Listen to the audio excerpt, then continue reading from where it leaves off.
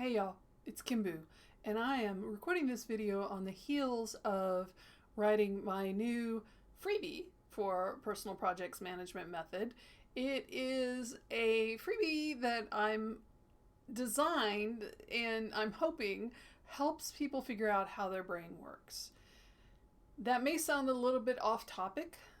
Obviously, I'm not a psychiatrist or a psychologist, and nor is this channel about anything like that. However, to a certain extent, it is important, I feel, to understand how your brain works in order to truly tap into your productivity, meet your goals, achieve your dreams, whatever you want to live your life fully, whatever your definition of success might be. The reason for that is because I have spent years watching friends and myself, like I'm not immune from this syndrome, you might say, go through different productivity apps, different time management systems, all sorts of project management hacks and stuff that they're trying to do to accomplish their goals and to eventually just fall out of it.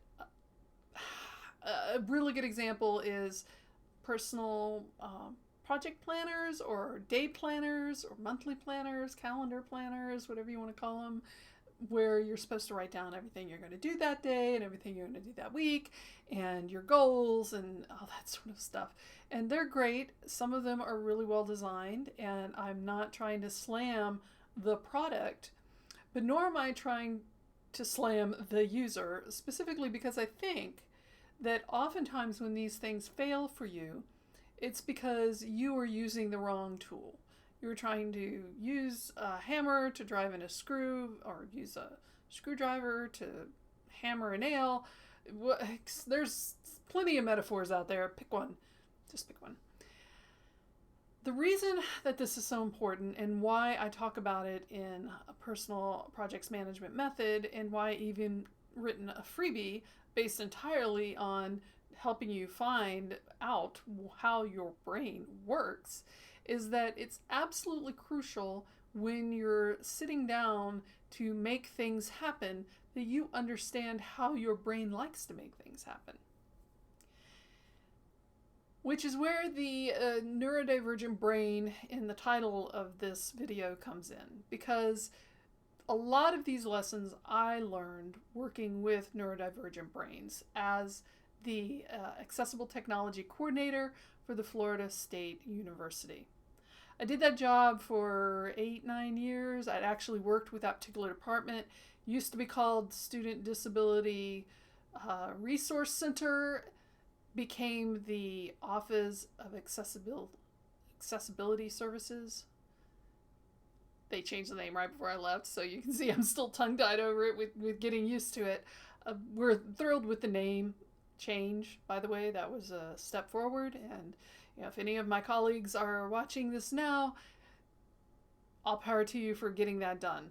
But in that job, I worked with people with a broad spectrum of issues, from traumatic brain injury to brain processing disorders to ADHD to autism, to even things we consider simple, and I hesitate to use that word, such as color blindness.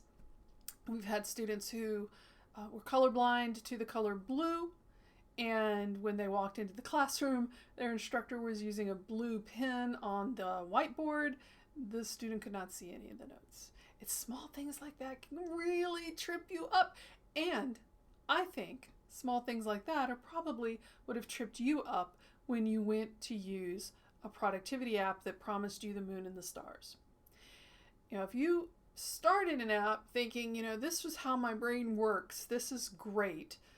A good example would be Trello, the Kanban board method, which is what Trello is based on. And I actually talk about this in the freebie I've just written, that it may be that your brain likes that Kanban method of having a board and moving, the pieces across the board as you get things done, and how you define projects and things like that. But on the other hand, if digital tools aren't really something that you're comfortable using, then it doesn't matter how good the digital app is, then you're not going to use it, even if it's a perfect Kanban board that theoretically should work with your brain. Maybe you just need to have something on the wall and have a little poster board and move things around, write some post-it notes, move them around. Heart Breathings, who's an author, she uses this method for her quarterly planning. And she does a fantastic, just watching her videos, I'm in awe sometimes of how she puts all those together on her Kanban boards. Works beautifully for her. So there's a very analog, paper-based way of doing something that you might not be able to replicate with a digital app sufficiently to please your brain cells and kick them into gear and make them realize that this is something that you're doing. I theoretically have a neurotypical brain. I do not have ADHD. I do not have autism. There was some speculation that I possibly had autism when I was a child. I don't know if I've just adapted or grown out of it or never had it. We'll never know. But for the most part, I do not have learning disabilities or any issues like that. However, that does not exempt me from anything, which is why I think neurodivergent brains is such a misnomer, because everybody's brain diverges from the norm. What is even normal? Don't get me started. Anyway, what my issue is that I have never been able to use a daily to-do list in a digital format. Now, I have been using computers since the trash 80 in the 80s. Like, I wasn't there in the 70s, but in the 80s, yes, I was using the earliest versions of computers. Home PC. You know, I got my first real computer, a real home computer, in 1996 when I bought a Gateway and had it delivered to my house.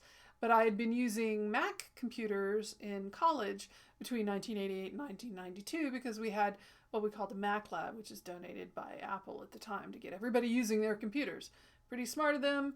Unfortunately, I just wasn't able to stick with it. But whatever your operating system preference of choice is, my point is I have been digital for a long time.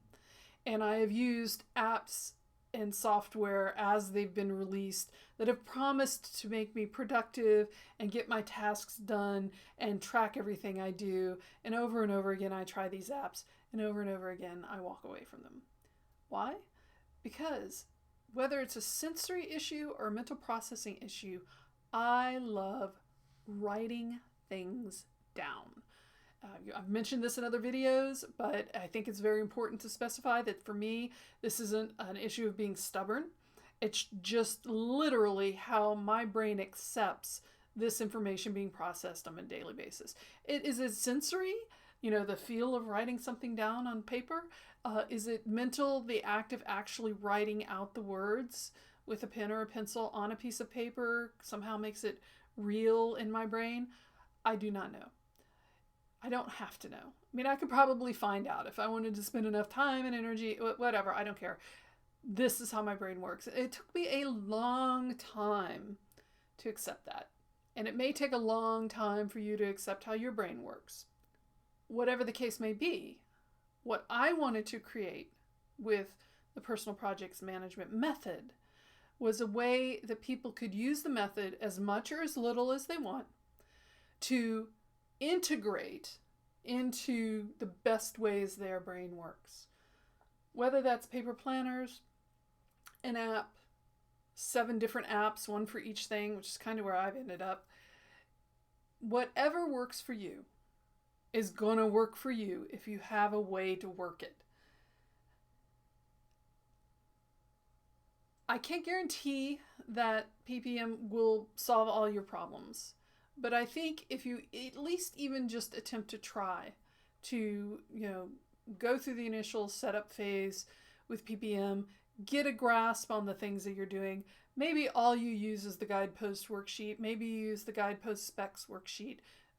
Those are the only ones you ever use. Maybe you only ever use the perpetual calendars. Doesn't really matter. The thing is, use what works for your brain. Understand that all the time management systems and project management systems and all the apps and all the planners in the world are never going to work for you unless they are working for the way your brain works. I want to stress this because there's a lot of guilt out there and a lot of shame of people adapting systems, thinking they're going to solve all their problems, using them for 2 or 3 weeks, and then dropping out of those systems. And it's really not you. It's really not your fault in the sense of these systems don't work for you because they're not engaging with your brain in a way that is productive and efficient. I'd also like to point out that sometimes that changes over time. I am 53 years old now, and believe me, the way I deal with information now is very different than when I dealt with it when I was 20 or even when I was 40.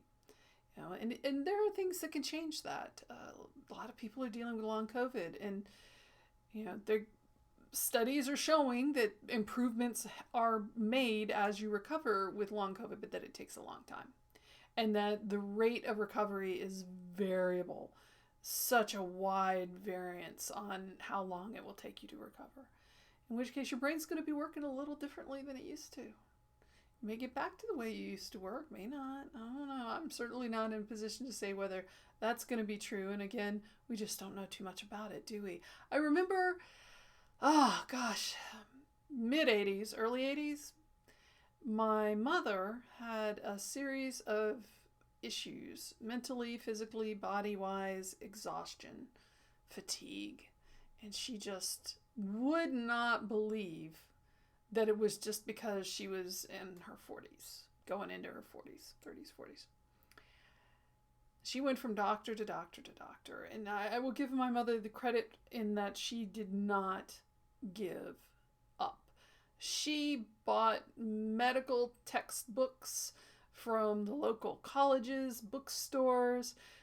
This was before the internet. She could not go on WebMD. Like this was the 80s. There was not, you could go to the library.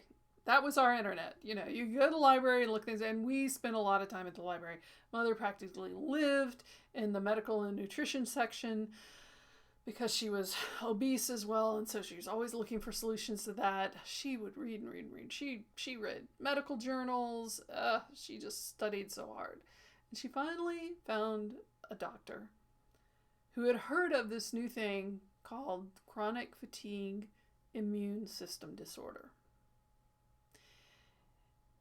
Nobody had ever heard of it before. Most people didn't even believe it existed. And yet she got a diagnosis for it. And I think about her a lot because of that change.